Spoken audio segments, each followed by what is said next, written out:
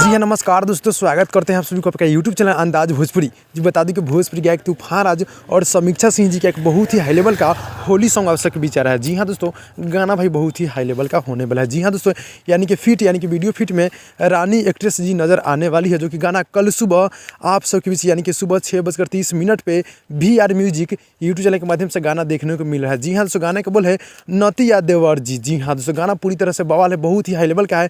नतिया देवर जी गाने का बोल है, जो कि तूफान राज और समीक्षा सिंह जी सॉन्ग को मिलकर पूरा किए हैं।